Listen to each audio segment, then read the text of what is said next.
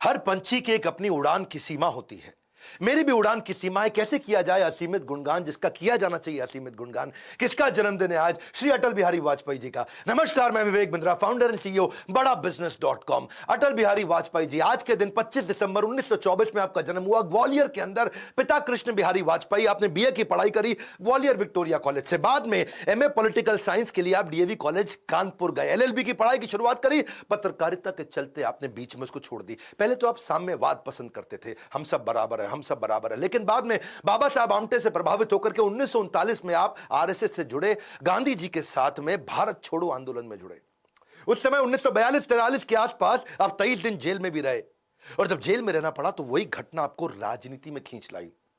एक अलग ही प्रकार की फिलॉसफी है, पॉलिटिशियन बियॉन्ड पॉलिटिक्स। इनकी फिलॉसफी समझिए, मैं आपकी गलतियों का विरोध करना नहीं छोड़ूंगा। आप गलती करोगे मैं विरोध करूंगा, आप गलती करोगे मैं विरोध करूंगा, लेकिन मैं आपको अपनी गलतियों के विरोध करने के अधिकार को भी छोड़ने नहीं दूंगा। हाँ, देखिए, ये ऐसे व्यक्ति थे जिनके कॉम्पिटिटर्स थे पर एनिमीज नहीं थे। पंडित नेहरू के विचारधारा को लगातार उसका खंडन करते हैं, लेकिन बड़ी बैलेंस्ड अप्रोच रखते हैं। ये पंडित नेहरू को बोलते थे कि आप एक ऐसे व्यक्ति हैं जिसमें चर्चिल भी है और चेम्बरलिन भी है। चर्चिल कौन थे? ये भी प्रधानमंत्री थे ब्रिटेन के, यूके के। कहते थे कि आपका बड़ा पीसफुल नेचर है चर्चिल की तरह। वो कैसे कि जब कश्मीर की बात आती है तो अब चर्चिल बन जाते हैं, और जब हैदराबाद के निजाम जो उस समय अपना अलग देश बनाना चाहते थे तो वहां पे आप चेम्बरलिन भी हो गए, जो बड़े गर्म स्वभाव के थे। चेम्बरलिन क्या थे? तो बोले अब मैं इतना गर्म हो गए कि जा करके आर्मी भेज के हैदराबाद को वापस भारत में मिला लिया, भारत से।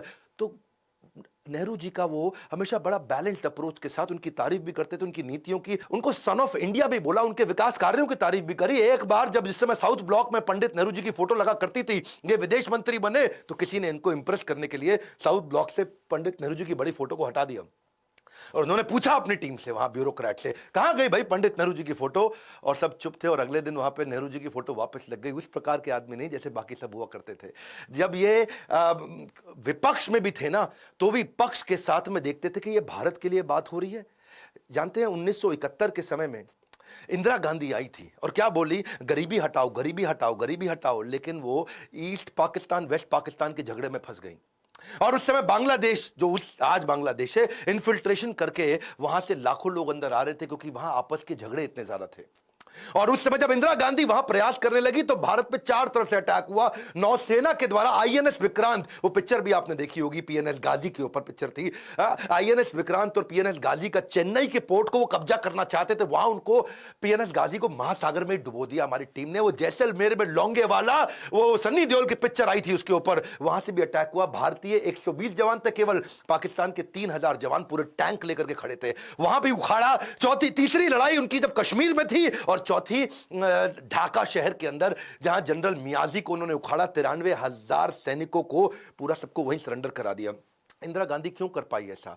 क्यों कर पाई? इसीलिए कर पाई क्योंकि वाजपेयी बोले कि यह देश की बात है, आप चिंता मत करिए। वहां विपक्ष उस समय इंदिरा गांधी को तंग करना चाहता था। वो ये कहते थे कि गरीबी हटाओ के चक्कर में आप कहां विदेश के झगड़ों में लग गए, बांग्लादेश के झगड़े में लग गए। लेकिन वाजपेयी ने कहा जब बात देश की आ रही तो सब चुप रहेंगे, पूरा का पूरा विपक्ष हमारे साथ एकजुट होकर आपको सपोर्ट करेगा। ऐसा नहीं आजकल के समय में जहां पे पूछा जाए बस सर्जिकल स्ट्राइक का प्रूफ दिखाओ, हमारे को प्रूफ दिखाओ। कोई प्रूफ नहीं मांगा वहां पे।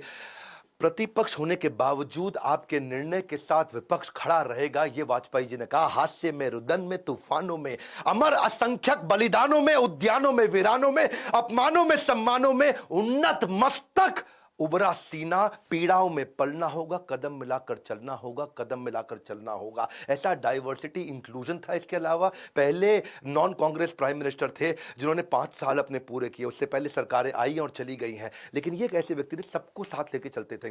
डाइवर्सिटी इंक्लूजन, इतना सबको साथ लेने की क्षमता थी कि लोगों की आइडियोलॉजी अलग, ऑब्जेक्टिव अलग, एस्पिरेशन अलग, ये उनको जोड़ लेते थे। लीडर ऑफ लीडिंग लीडर्स को भी जोड़ लेते थे।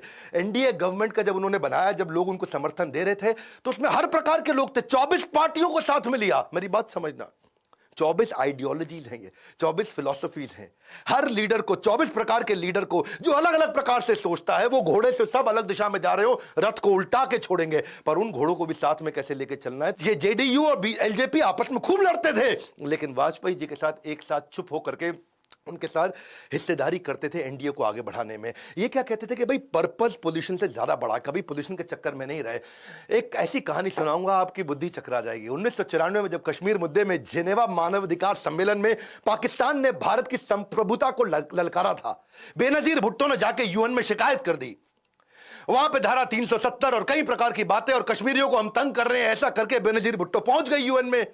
अब नरसिम्हा राव सरकार थी उस समय 1994 में। अब नरसिम्हा राव जो थे ना, वो बहुत बुद्धिमान थे लेकिन बोल नहीं पाते थे अच्छे से। अब उनको लगा यार जाके वहां कौन समझाए, वो जेनेवा कन्वेंशन में कौन जाके बोले और कौन उनके छक्के छुड़ाए। नरसिम्हा राव अपनी सरकार में पूरा ढूंढते रहे किसको भेजें किसको भेजें। अब समझिए, शत्रु ऐसा कि अपने मित्र से ज्यादा विश्वास शत्रु पर कर सके, ऐसे थे अटल बिहारी वाजपेयी। विपक्ष के नेता अटल बिहारी वाजपेयी की को डेलीगेशन का नेतृत्व करने का आग्रह किया गया, बोला आप चले जाओ भैया हमारी तरफ से। अटल जी अपने भाषणों से किसी का भी मन मोह लेते थे, वहां गए और बेनजीर भुट्टो की बुद्धि चकरा गई। ये कहां से आ गया, क्या बोली, ये कहां से आ गया भैया। और अटल बिहारी वाजपेयी ने वहां जाकर के भारत का नाम उठाया। और पाकिस्तानी प्राइम मिनिस्टर बेनजीर भुट्टो क्या कहती हैं कि भारत का लोकतंत्र विचित्र लोकतंत्र है, जहां प्रतिपक्ष का नेता सरकार का पक्ष रखने के लिए आया है। एक हमारा प्रतिपक्ष है, बेनजीर भुट्टो क्या बोली सुनिए, कहती है कि एक हमारा प्रतिपक्ष, प्रतिपक्ष मतलब विपक्ष, जो देश में रहकर ही ऐसा काम करता है कि अंतर्राष्ट्रीय समस्याएं उत्पन्न होने लग जाती हैं। इतना विश्वास किया जाता है कि प्राइम मिनिस्टर का काम करने के लिए ऑपोजिशन के लीडर जा रहे हैं। दुश्मन बनो तो ऐसा बनो कि आपका दुश्मन भी आप पे अपने दोस्त से ज्यादा भरोसा करे। पीवी नरसिम्हा राव जी से उनकी जो दोस्ती थी ना, वो सदन के अंदर तो खूब उनका विरोध करते थे उनकी नीतियों का, बाहर निकलने के बाद उनके साथ फिर उनकी दोस्ती होती थी। इतना सम्मान कर पाते थे लीडरशिप में, वो पॉलिटिक्स को कभी गंदा नहीं होने दिया। क्या कहते थे कि सत्ता का खेल तो चलेगा, सरकारें आएंगी जाएंगी, पार्टी बनेगी बिगड़ेगी, लेकिन ये देश रहना चाहिए, इस देश का लोकतंत्र अमर रहना चाहिए। खेल तो चलेगा, सरकारें आएंगी जाएंगी, पार्टियां बनेगी बिगड़ेंगी, मगर ये देश रहना चाहिए, इस देश का लोकतंत्र अमर रहना चाहिए। आप जानते हैं कि जब उन्होंने अपनी मेरी 51 कविताएं उन्होंने किताब लिखी, तो उसका विमोचन भी उस समय के प्रधानमंत्री नरसिम्हा राव से कराया। ऐसा रिलेशनशिप बिल्ड कर पाते थे। 74 साल के इतिहास में पहली बार ऐसा हुआ कि पक्ष विपक्ष के लीडर आपस में अच्छे दोस्त थे। ऐसे थे कौन, प्रधानमंत्री हमारे श्री अटल बिहारी वाजपेयी जी। एक दफा की बात है, जिस समय doctor Manmohan Singh finance minister थे और अटल बिहारी वाजपेयी जी ने उनकी सदन के अंदर जो वो निंदा करी, उनकी वो हालत करी, उन पे वो प्रश्न किए कि मनमोहन सिंह जी दुखी हो गए बहुत। उनको बात लग गई दिल पे, उन्होंने कहा जी मैं रिजाइन कर रहा हूं। समझिए क्या कहा, मैं रिजाइन कर रहा हूं। नरसिम्हा राव जी के पास चले गए। नरसिम्हा राव उनको समझाते रहे, अरे रुक जा भैया रुक जा, अरे रिजाइन करने की जरूरत नहीं है। लेकिन मनमोहन सिंह जी अड़ गए, अब तो मैं रिजाइन, मेरी बेइज्जती हो गई जी, मेरी बेइज्जती हो गई। और हुआ क्या, बाद में नरसिम्हा राव जी ने कहा कि यार हमारी पार्टी में तो कोई समझा नहीं पा रहा है, वाजपेयी जी आप ही समझाओ, भाई रिजाइन ना करे। वाजपेयी जी उनको बोले पर्सनल मत लो, ये हमारा प्रोफेशनल है, ये तो हम केवल आपकी नीतियों के अगेंस्ट है, आपके अगेंस्ट थोड़ी है। और मनमोहन सिंह जी उनकी बात मान गए। अगर लीडर हो तो ऐसा लीडर हो कि आपका शत्रु भी अपने मित्र से ज्यादा विश्वास आप पे करे। 1998 में जब कांग्रेस की सरकार 270 वोट पे थी, बीजेपी था ये 269 पे था, इनकी सरकार गिर गई। पार्टी तोड़कर सत्ता हासिल करने का उनके ऊपर जो है आरोप लगा और बोले कि क्या आप ये एक वोट को किस तरह से लेंगे। जब इस प्रकार के कुछ आरोप लगने लगे तो उन्होंने शरद पवार की कहानी सुनाई कि शरद पवार कांग्रेस से अलग होकर के उन्होंने अपनी एनसीपी बनाई, पार्टी तोड़ के एनसीपी बनाई और महाराष्ट्र के सीएम बने। वो क्या बोले, पार्टी नहीं तोड़ेंगे हम, पार्टी को तोड़ के अगर सत्ता मिले तो मैं ऐसी सत्ता को हाथ लगाना तो दूर चिमटे से भी छूना पसंद नहीं करूंगा। शरद पवार ने अपनी पार्टी तोड़कर हमारे साथ सरकार बनाई थी, मैंने तो ऐसा कुछ नहीं किया। पार्टी तोड़कर सत्ता के लिए नया गठबंधन करके अगर सत्ता हाथ में आती है तो मैं ऐसी सत्ता को चिमटे से भी छूना पसंद नहीं करता। उस समय खैर कांग्रेस के लोग उन पे बहुत हंसे थे और उन्होंने क्या कहा कि आज तुम मुझ पे हंस रहे हो ना, एक ऐसा समय आएगा जब पूरा देश तुम पे हंसेगा। वैसे उनकी कही बात 2014 और 2019 में सत्य हो ही गई। 18 राज्यों के अंदर बीजेपी की सरकार आई और कांग्रेस केवल 52 सीटों पर सिमट के रह गई। 17 राज्यों में तो कांग्रेस अपना खाता भी नहीं खोल पाई। बहरहाल ये बात आज की ना कांग्रेस की है ना बीजेपी की है, ये बात उस लीडर की है जो आजाद शत्रु है। धीरा धीर जना प्रिया प्रिया करो, क्या अर्थ हुआ? एक ऐसे लीडर था जिसे धीर अधीर दोनों पसंद करते थे। धीर वो जो स्टेबल माइंडसेट का है, अधीर वो जो बड़ा गुस्से वाला है, धीर वो जो मित्र हो, अधीर वो जो शत्रु हो। इनको सभी लोग बड़ा पसंद किया करते थे। ये एकमात्र ऐसे लीडर थे। 1977 का 76 का मैं एक किस्सा बताऊंगा आपको। श्रील प्रभुपाद जिन्होंने इस्कॉन की स्थापना करी थी, दुनिया भर में गीता सिखा रहे थे, उन्होंने अपने आज के जो चेयरमैन है इस्कॉन के, श्रील गोपाल कृष्ण गोस्वामी महाराज, उनको भेजा वाजपेयी जी से मिलने। उस समय वाजपेयी जी फॉरेन मिनिस्टर थे, ये इमरजेंसी के बाद की बात थी, और विदेश मंत्री थे। और उनको जाके रिक्वेस्ट किया कि हमारे 500 शिष्य ऐसे हैं जो दुनिया भर में हैं, उनको हम इंडिया लाना चाहते हैं और यहाँ पे आकर के भगवत गीता सिखाएं और उनको रहने के लिए परमानेंट वीज़ा दे दें। वाजपेयी जी ने उनको इतना सम्मान दिया, और जब भगवत गीता की बात आई तो वाजपेयी जी के इस सम्मान को देखा, और उन्होंने आकर जब श्रील प्रभुपाद को बताया, श्रील प्रभुपाद ने वहीं पे उसी समय पे भविष्यवाणी कर दी थी कि ये व्यक्ति आगे चल के प्रधानमंत्री बनेगा। वैसे ये भविष्यवाणी तो पंडित नेहरू ने भी एक बार करी थी कि ये व्यक्ति जरूर प्रधानमंत्री बनेगा। जब उनकी स्पीच सुन करके वो बिल्कुल अवाक रह गए थे, हक्के बक्के रह गए थे। वाजपेयी जी की लीडरशिप बाय एग्जाम्पल थी। उन्होंने हमेशा जब वो सरकार में आए, देखिए एक बार तो 1980 में उन्होंने बीजेपी बनाई, 1984 में केवल 2 सीटें मिली। उस समय इंदिरा गांधी जी का देहांत हुआ था, तो सबका सेंटिमेंट कांग्रेस की तरफ चला गया था। तब इनको केवल 2 सीटें मिली। 2 सीटों से ही आगे बढ़े धीरे धीरे। आगे चल के ऐसा समय आया, 13 दिन की सरकार बनाई, फिर 13 महीने की सरकार बनाई, और फिर 1999 से 2004 तक पहली सरकार नॉन कांग्रेस की जिसने अपना टर्म पूरा किया। बहरहाल जब ये पहली बार सत्ता में आए, आते ही इन्होंने पाकिस्तान को मैसेज दिया कि भैया तुम किसी को भी चुन सकते हो, अपना पड़ोसी नहीं चुन सकते। तुम्हारे पड़ोसी हम हैं, हमारे पड़ोसी तुम हो। कठिन समय में पड़ोसी पड़ोसी के काम आता है, क्यों नहीं हम और आप एक हो जाएं और दोस्ती करें। 1999 में जो लाहौर में जो समझौता हुआ, उसके बाद उन्होंने सदाए सरहद नाम की एक बस सर्विस भी चालू करी दिल्ली से लाहौर तक।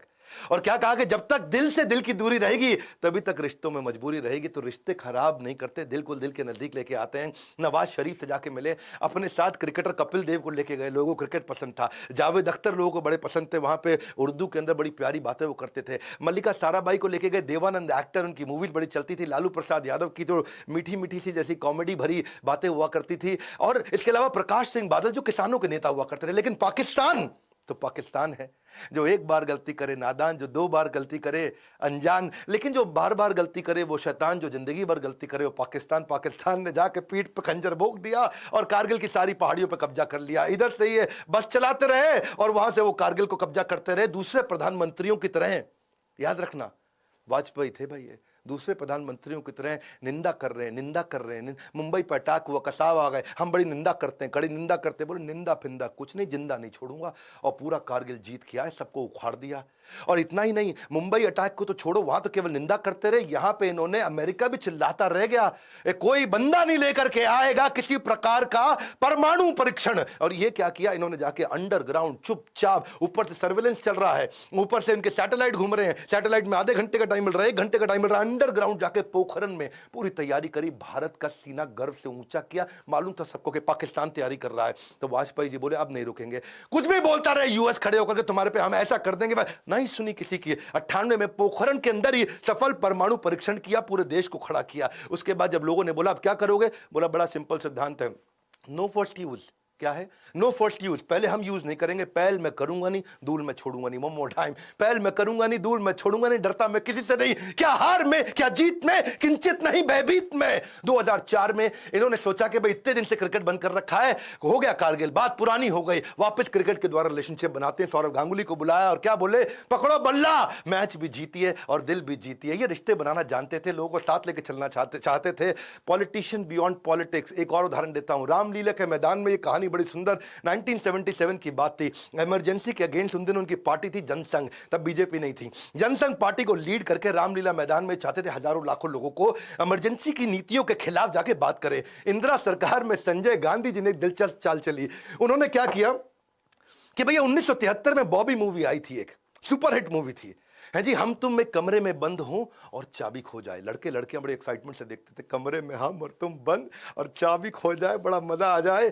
और उस समय बॉबी जो है अपना बिकनी में आई थी उस समय, और बड़ी एक्साइटमेंट थी। संजय गांधी ने बोला आज संडे नहीं है, शायद उस दिन थर्सडे था, बोला आज थर्सडे के दिन इनके कोई पहुंचे नहीं रैली के अंदर, आज मूवी चला देते हैं। शाम को 5 बजे उन्होंने मूवी दूरदर्शन पर चालू कर दी। और लेकिन हुआ क्या, डिम्पल कपाड़िया की बिकनी भी लोगों को रोक नहीं पाई। लोग चाबी खो जाए ये बात नहीं रोक पाई, हम कमरे में बंद हो जाए ये बात नहीं रोक पाई। लोग कमरे में बंद नहीं हुए, रामलीला मैदान हजारों लाखों लोगों से भर गया। अटल जी एक ऐसे नेता थे जिनको लोग पसंद करते थे। सर्दी थी, बारिश थी, लेकिन उस दिन भी रात 10 बजे तक लोग रुके, अटल जी की सारी वो स्पीच को ध्यान से सुना। ये तो ऐसे व्यक्ति थे जो प्रेम करते थे सबसे सारे धर्मों से। ऐसा व्यक्ति नहीं जो उन पे उंगली उठा दे। समोहम सर्वभूतेषु, समोहम, मैं समान हूं सर्वभूतेषु, सभी धर्मों के लिए। भारत में ऐसे भी कई नेता हैं जो क्या कहते हैं, हम 25 करोड़ हैं, तुम 100 करोड़ हो, 15 मिनट पुलिस हटा दो, देख लेंगे किसमें कितना दम है। दूसरे एक और नेता महाराष्ट्र से, वो क्या कहते थे कि उस घटना में मेरा हाथ नहीं बल्कि मेरा पैर था। पर अटल जी एक ऐसे व्यक्ति थे जो पार्टी से उठ के बात करते थे। जब बाबरी मस्जिद डिमोलिशन हुआ तो उन्होंने बोला गलत है तो गलत है। उनकी अपनी सरकार थी, बीजेपी की अपनी सरकार थी उस समय, कल्याण सिंह की, उसकी भी निंदा करी उन्होंने। प्रधानमंत्री मोदी को उस समय जाके 2002 में राजधर्म का पाठ पढ़ाया कि राजा के लिए प्रजा प्रजा में भेद नहीं होना चाहिए, राजा को अपना राजधर्म निभाना चाहिए। अपने लोगों में गलती हो तो उसको भी ठीक करेंगे। चीफ मिनिस्टर के लिए मेरा एक ही संदेश है कि वो राजधर्म का पालन करें। राजा के लिए, शासक के लिए प्रजा प्रजा में भेद नहीं हो सकता। कितनी सुंदर बात है ना, एक राजा को अपना राजधर्म निभाना चाहिए। ये राजधर्म निभाते थे, राजनीति कभी गंदी नहीं करी इन्होंने। वोट मांगते हुए सामने वाले की नीतियों पे कठोर प्रहार तो करते थे, पर पब्लिक में आके बोले मैं ऐसा आदमी नहीं हूं जो कांग्रेस की 50 वर्ष की उपलब्धियों पे पानी फेर दूं। ऐसा करना देश के पुरुषार्थ पे पानी फेरने जैसा है। ये सामने वाले के अच्छे काम को रिकॉग्नाइज करना जानते थे, उसकी कमियों को भी उजागर करना जानते थे। कहते थे कि अगर मैं ऐसा बोल दूं कि 50 साल कुछ नहीं हुआ तो देश के किसान के साथ अन्याय होगा, मजदूर के साथ ज्यादती होगी और आम आदमी भी उसके साथ ये अच्छा व्यवहार नहीं माना जाएगा। खुद जीवन भर ब्रह्मचारी रहे, अपना जीवन देश की सेवा में समर्पित करना चाहते थे और कहते थे शादी इस राह में सबसे बड़ी बाधा है, इसलिए जीवन भर ब्रह्मचारी रहे। शादी की बात चलने पर अटल जी को जब एक दिन बोला गया तो 3 दिन कमरे के अंदर जाकर अपने आप को उन्होंने बंद कर लिया। बहरहाल भारत रत्न दिया गया 25 दिसंबर 2014 को। अटल जी उस समय शरीर से बहुत कमजोर हो चुके थे।